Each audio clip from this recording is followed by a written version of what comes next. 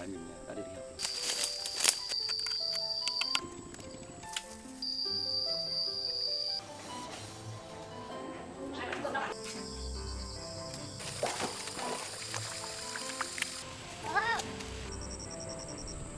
Giờ về mình sẽ nấu cơm ăn nhá.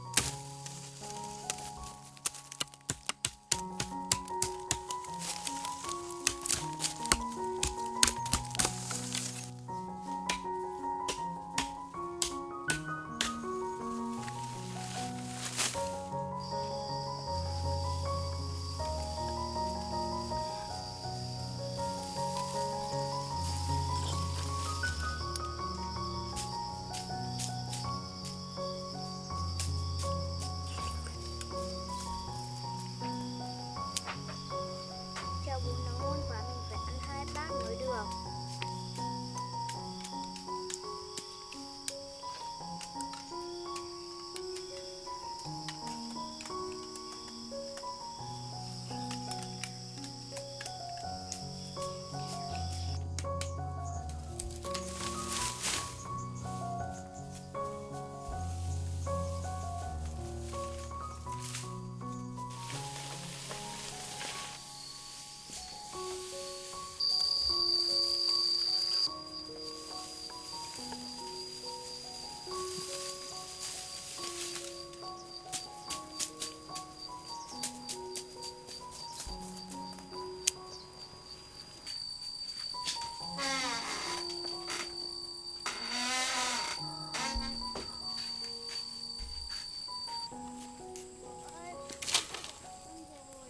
Con thấy xong rồi à? Thế con ở đây cho bố một lát nhé. Bố đi rửa tay đã.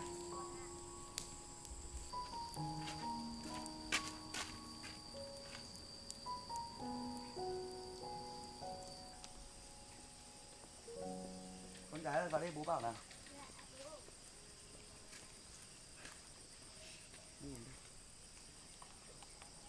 Bố hỏi con gì đấy? Bố hỏi con là con có thích đi học không? Có ạ, nhưng con ở với mẹ không cho con đi học. Bố cũng biết là con bị muộn học mất 1 năm so với các bạn rồi. Bây giờ bố sẽ đưa con đến trường để xin nhập học, xem tình hình như thế nào nhé. Vâng ạ. Bây giờ bố sẽ dẫn con đi mua cặp sách với lại mua bút để xin nhập học nhé. Vâng ạ. Thế bây giờ chúng ta đi nhé. Vâng.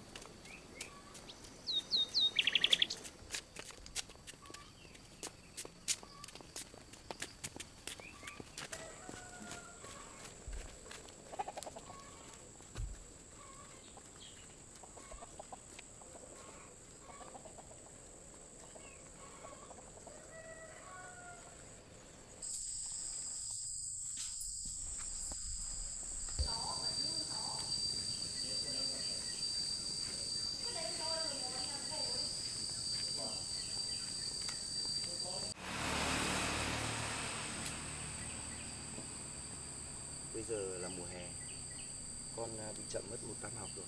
Bây giờ bố vào hỏi cô giáo xem có cách nào giúp con học thêm để con có thể theo được kịp đề nhé.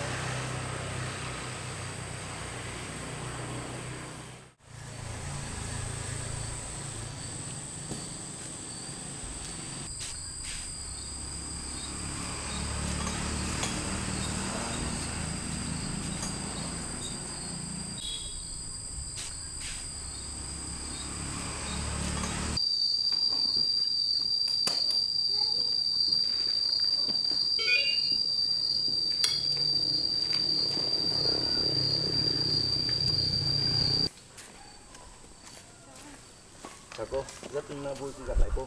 Cô dạy ở đây à? Vâng, tôi dạy ở đây. Anh đưa con gái đi đâu đây? Vâng, như lần trước tôi đã nói với cô rồi. Đây là con gái tôi, tên Triệu Khánh Linh. Lần trước tôi có hỏi cô là con gái tôi tại sao là không có tên trong danh sách lớp 1 ấy. Thì tôi đi về thì tôi cũng biết là con gái tôi chưa được đi học. Thì hôm nay tôi đến trường hỏi xem có cách nào có thể giúp con tôi để có thể theo kịp các bạn khi vào năm học mới không? Hóa ra đây là Khánh Linh con gái anh ạ. Tôi cũng đã nhiều lần đến nhà vận động để cho cháu đi học, nhưng mà mẹ của cháu không cho cháu đi. Cháu không có cách nào khác cả. Vậy à? Vậy là cô đã biết về con gái tôi rồi. Thì hôm nay tôi đến trường, trước mắt là gặp cô. Thì cô có cách nào có thể giúp cho con bé có thể được đi học thêm hay là gì đấy để con bé có thể theo cùng các bạn là cùng trang lứa được không? Vâng, bây giờ thì đang là nghỉ hè. Thì tôi có mở một lớp dạy miễn phí cho các cháu đi học chậm và những bé có hoàn cảnh khó khăn. Nếu mà anh có muốn cho cháu đi học thì tôi sẽ cho cháu vào lớp học cùng các bạn cho nhiều tiến độ với các bạn năm học mới. Vậy thì tốt quá rồi. Thế thì bây giờ tôi sẽ đi mua cặp sách và đồ dùng học tập cho bé. Rồi tôi sẽ dẫn bé trở lại đây. Tôi cảm ơn cô nhiều nhé.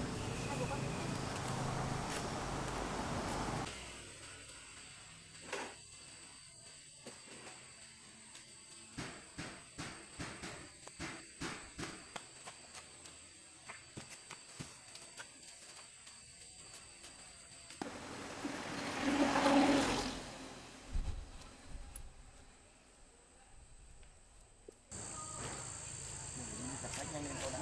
Sắp đến giờ thông báo vào học rồi.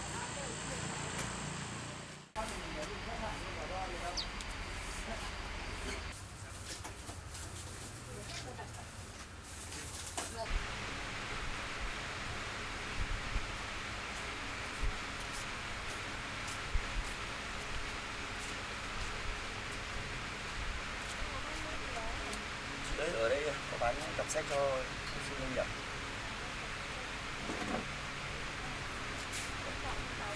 Để con chọn. Cặp sách đây rồi, con chọn đi.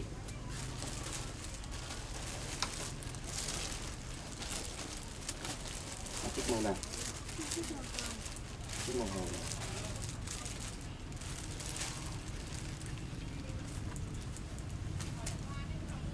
Này cái này nhá. Để bố đeo thử cho con nhé.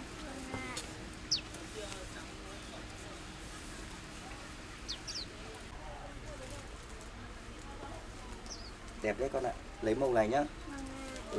Đi ra để con chọn nhá. Chị ơi, em lấy cái này ạ. Chị ơi, em lấy cái cặp xanh này. Cũng chọn màu hồng đẹp đấy. Cái này 150 em ạ. Dạ vâng ạ. Đây con cầm đây. Con cầm. Đấy, em gửi tiền chị. Em cảm ơn nhá. Rồi, con cảm ơn hai bố con. Em đi đây. Đi con.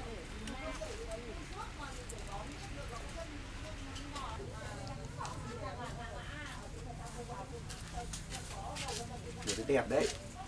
Bây giờ của con mình đi mua sách vở nhá.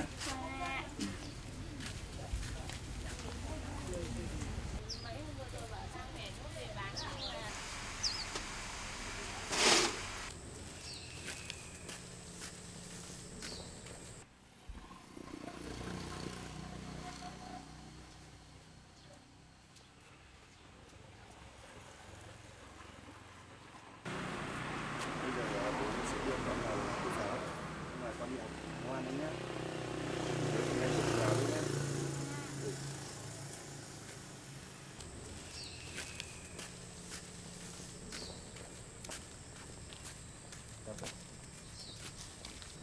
Tôi đã mua đầy đủ dụng cụ học tập cho con bé rồi.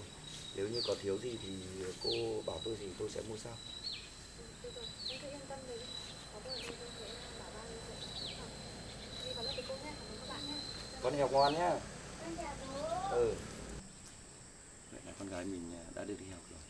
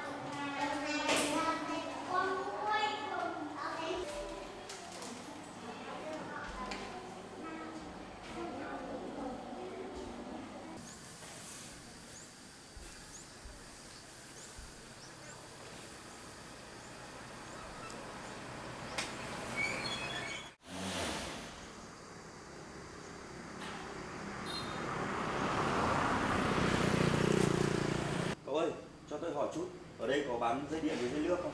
Có. Anh cần mua những loại gì?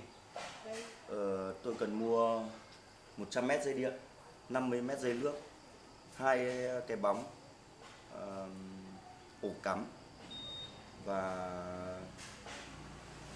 cầu chỉ. Cậu lấy giúp tôi với. Anh chờ tôi một tí, tôi đi lấy cho.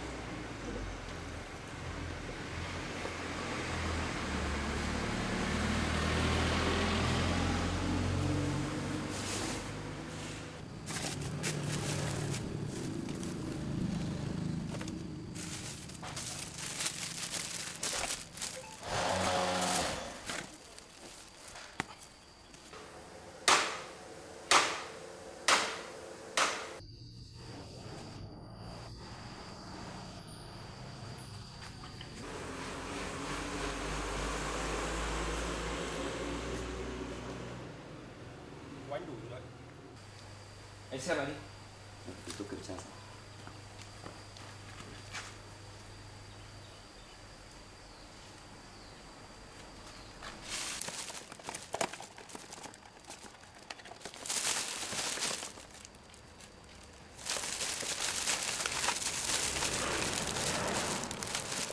Đủ rồi đấy. Của tôi hết bao nhiêu tiền nhỉ? Của anh chắc là 550.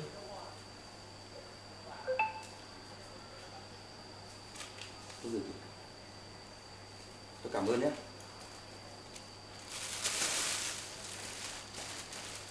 Tôi về đây.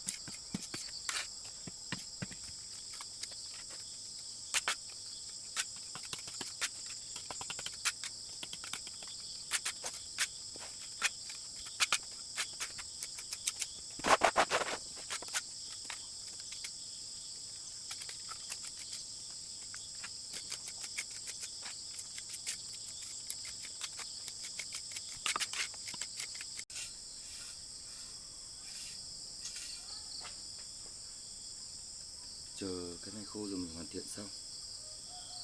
Bây giờ mình đi xây lốt cái bậc hè đã.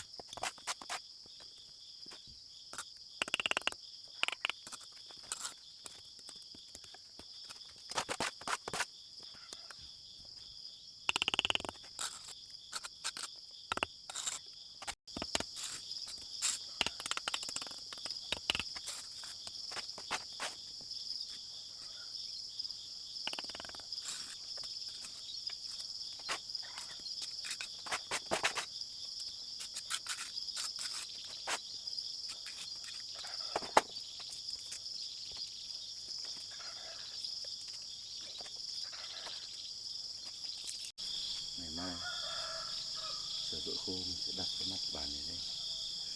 Bây giờ mình phải đi kiếm cái gì để tối nấu cơm đã.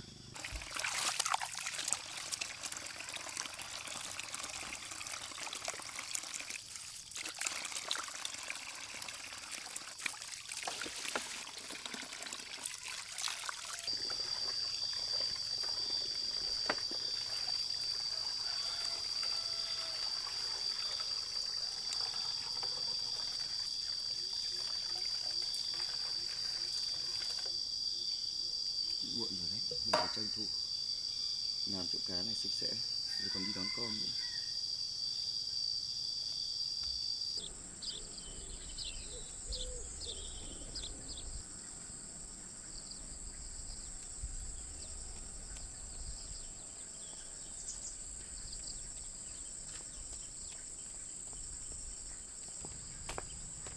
Không biết là bây giờ mấy giờ rồi nữa. Mình thấy trời có vẻ muộn muộn rồi. Mình phải đi nhanh để đón con gái về thôi.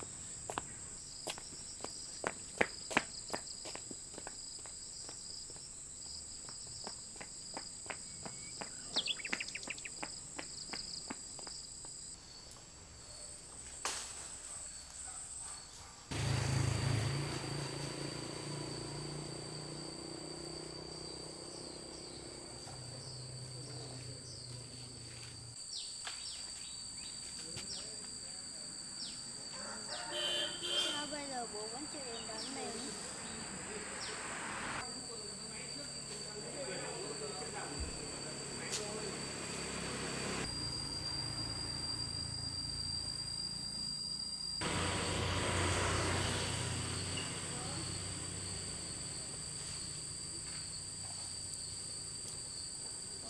Anh chưa về à?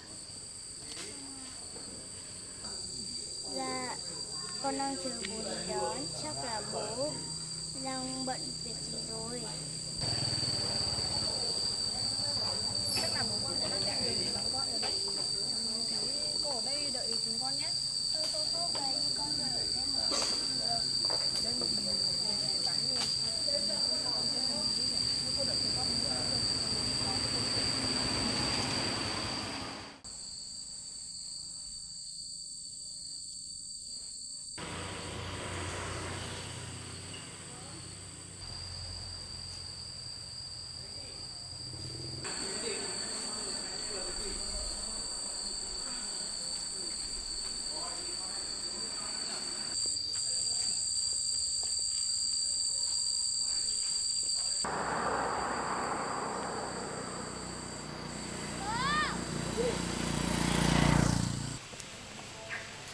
Con đợi bố lâu chưa? Một lát thôi ạ.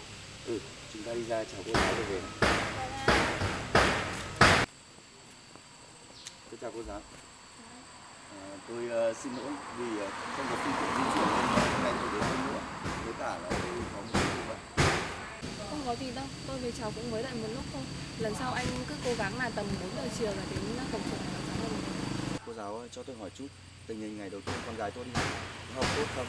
Liệu có theo kịp được các bạn không cô giáo? Mới buổi đầu đi học anh cháu mới làm quen mặt chữ với số. Anh cứ yên tâm mà từ từ cháu sẽ tiếp thu và theo được kịp các bạn thôi. Anh về nhà cho cháu ôn vào học bài nhiều hơn nhé. Có gì mong cô giáo chỉ bảo giúp con gái tôi. Tôi về tôi sẽ bảo thêm con bé học bài ở nhà. Thế nhưng học bài thêm rồi nhé. Con chào cô giáo đi để đã về. Nhé. Tạm biệt con.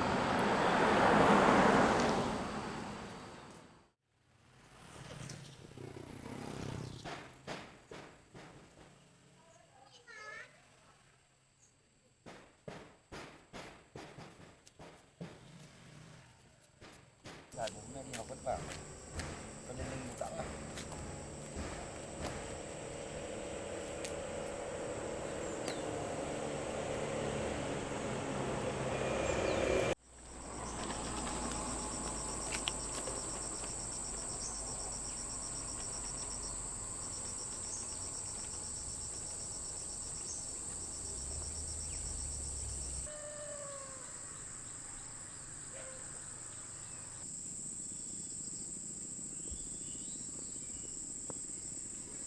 Trời sắp mưa rồi các con ạ. Bây giờ về bố nấu cơm cho con ăn nhá. Vâng ạ.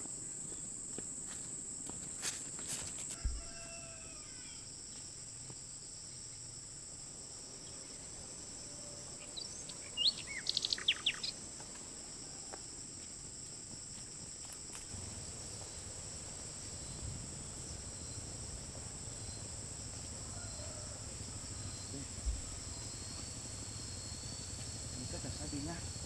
Để bố nấu cơm nhá.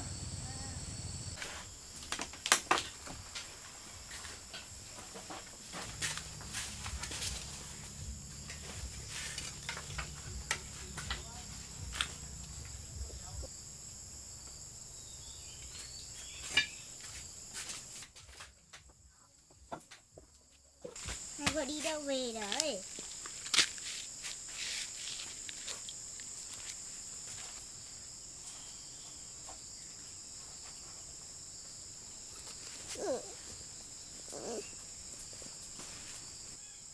Chú chó vẫn chưa quen nhà đâu con ạ. Để bố xích nó lại nhá. Vâng ạ. Đi ra đây nào. Bố buộc ở đây cho nó quen nhà đã rồi hãng thả nó ra. Vâng ạ.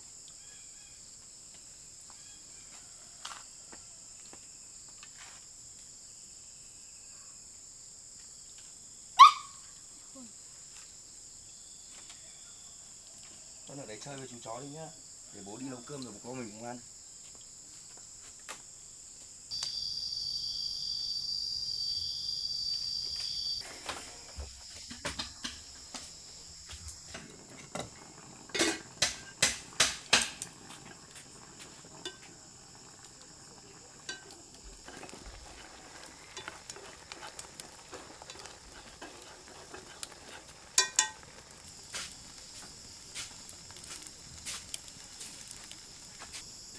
Bố ơi, bố cần con làm gì không?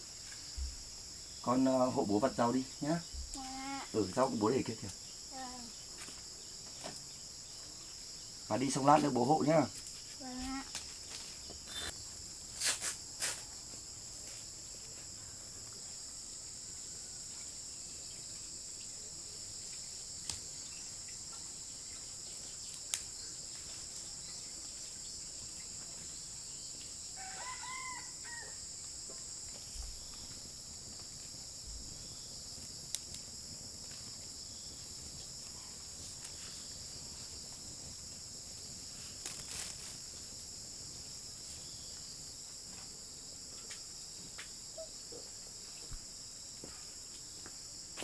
Con ngồi lên đây.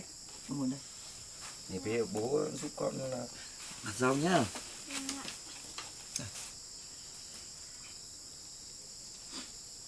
Hôm nay cô giáo dạy con những cái gì? Hôm nay cô giáo dạy chúng con đánh vần với cả viết chữ ạ. À thế à.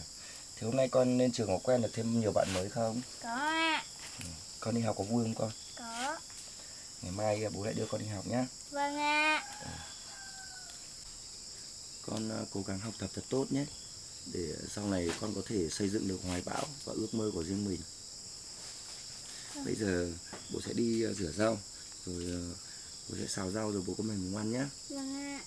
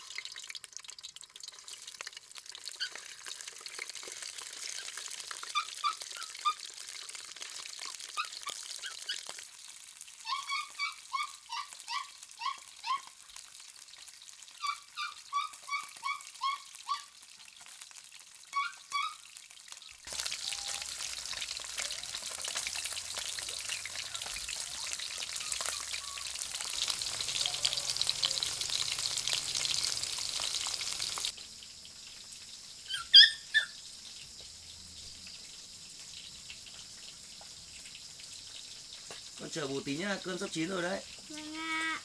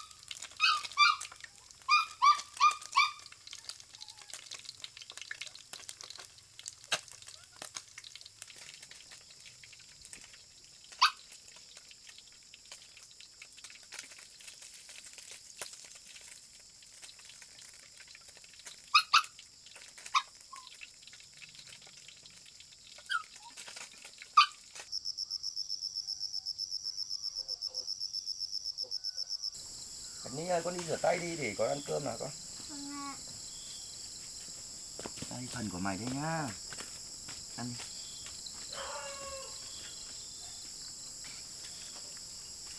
Mong ăn chồng lớn này còn trong nhà nhá.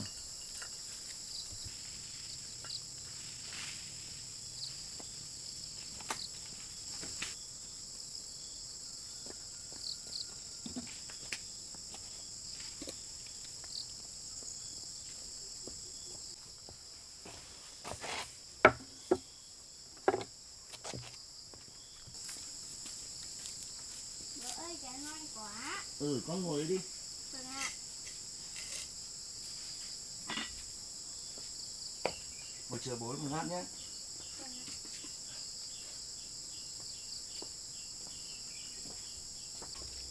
Thơm quá.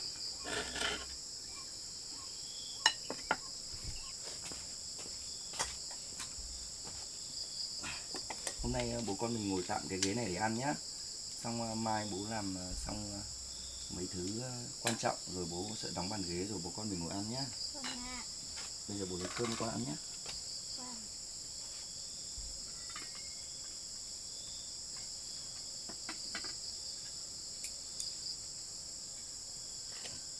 Trứng của con này.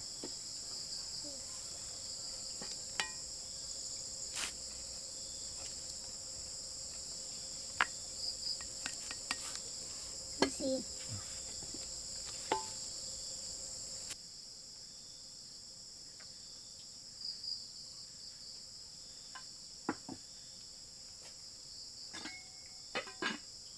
Con ăn cơm đi. Để bố lấy ốc trứng cho con nhé. Vâng ạ.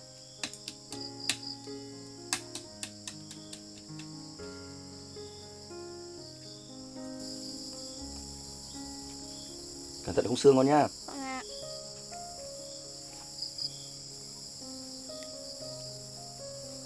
Đây trứng của con đây con ăn đi. Con xin. Ăn nhiều vào nhá. Vâng ạ. Bố ơi, bố ăn cơm đi. Con ăn nhiều nhá. Vâng ạ. Đây con ăn con này giòn này.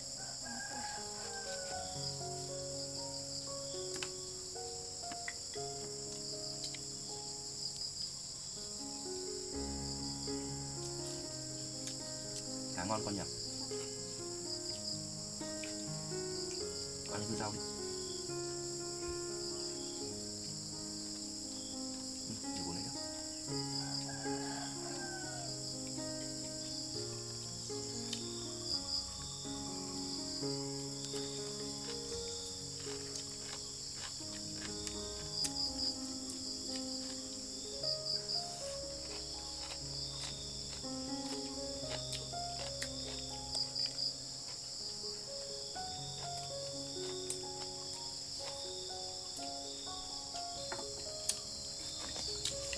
Lát nữa ăn cơm xong thì bố sẽ tắm rửa nhé, thay quần áo cho con nhá. Vâng ạ. Ừ.